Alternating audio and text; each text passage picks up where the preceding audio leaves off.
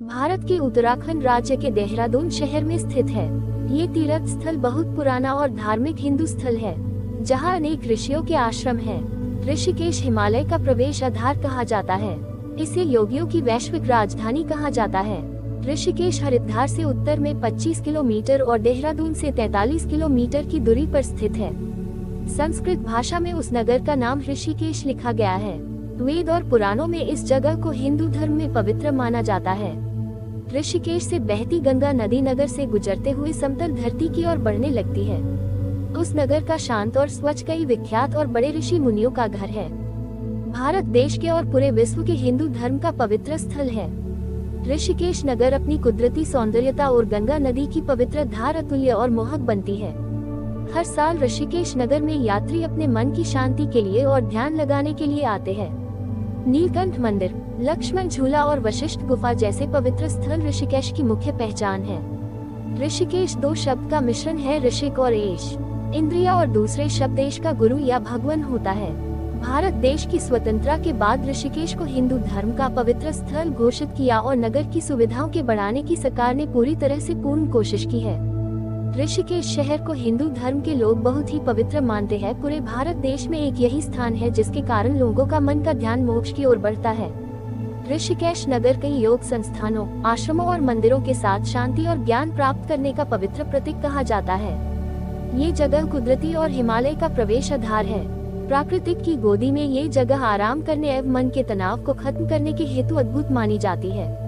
ऋषिकेश में एक प्रसिद्ध और महान संत रेहाना ऋषि का निवास स्थान था।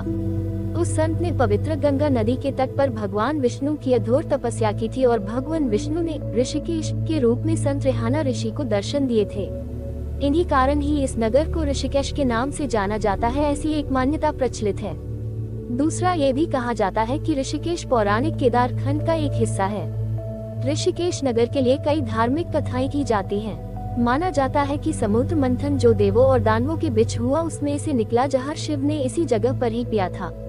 इसी कारण ही इस स्थान का नाम ऋषिकेश पड़ा था।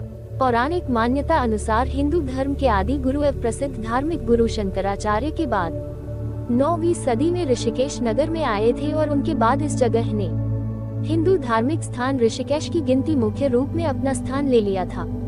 ऋषिकेश के दर्शनीय स्थल। ऋषिकेश दर्शनीय स्थल त्रिवेणी घाट। इस घाट पर 3 नदियों, पवित्र नदी गंगा, यमुना और सरस्वती का संगम होता है।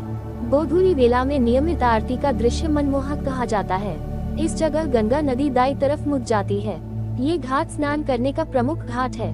यहाँ प्रातः काल के वक्त में अनेक यात्रिलु गंगा नदी में डुबकी लगा ले पवित्र हो जाते हैं। लक्ष्मण झूला, पवित्र गंगा नदी के बीचों बीच एक झूला है जो नदी के एक किनार को दूसरे किनार के साथ जोड़ता है और झूला ऋषिकेश नगर की अनोखी पहचान है। इसे झूले को विक्रम संवत 1996 में निर्माण करवाया है। गंगा नदी के दूसरी ओर जाने के लिए लक्ष्मण ने इस जगह पर झूला बनवाया था। झूले के मध्य में पहुंचने पर यह हिलता हुआ अनुभव होता है। 450 फीट की लंबाई वाले झूले के नजदीक ही लक्ष्मण और रघुनाथ मंदिर है। झूला स्वर्ग आश्रम और शिवानंद के बीच बना है।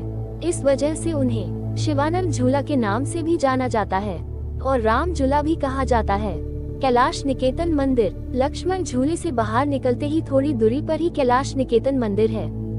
12 भागों में निर्माण हुआ ये बड़ा मंदिर ऋषिकेश नगर के दूसरे दिरों से अलग है। कैलाश निकेतन मंदिर में सभी देवी देवताओं की प्रतिमाएं स्थापित की हुई हैं। परमार्थ निकेतन घाट, यह एक आश्रम है जिन्हें स्वामी विशुद्धानंद ने स्थापित किया था। आश्रम ऋषिकेश शहर का सबसे पुराना और प्राचीन आश्रम कहा जाता है। इस आश्रम को काली कमली वाले के नाम से भी जाना जाता है। ये जगह पर बहुत सुंदर और नयन रम्य मंदिर का निर्माण करवाया गया है।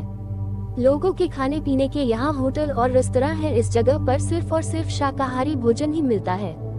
आश्रम की नजदीकी जगह पर हस्तशिल्प की चीज वस्तुओं की अनेक दुकानें हैं। मोहन चिट्टी। ऋषिकेश से नीलकंठ रास्ते में मोहन चिट्टी की जगह आती है जिसका दूसरा नाम फूल चिट्टी है। यहाँ बहुत ही शांत वातावरण का अनुभव मिलता है। इस जगह पर सभी और सुंदर वादियां हैं। मोहन चिट्टी नीलकंठ मार्ग का आकर्षण केंद्र है।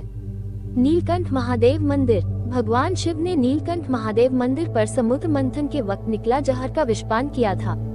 जहर पीने के बाद जहर के प्रभाव से भगवान का गला नीला हो गया था और भगवान को नीलकंठ नाम से लोग पूजने लगे। मंदिर के परिसर में पानी का एक कुदरती झरना है। इस मंदिर में जाने से पहले स्नान करना जरूरी माना जाता है। आश्रम की पहाड़ी की चोटी पर 5500 फीट की ऊंचाई पर नीलकंठ महादेव मंदिर उपस्थित है। गीता भवन विक्रम संवत 2007 श्री जयदयाल गोयनका जी ने इसका निर्माण करवाया गया है। ये स्थान उनकी दर्शनीय दीवारों से प्रसिद्ध हुआ है। महाभारत और रामायण के चलचित्रों की सजावट से सजी दीवारें इस जगह को नयन रम्य और आकर्षक बनाती हैं।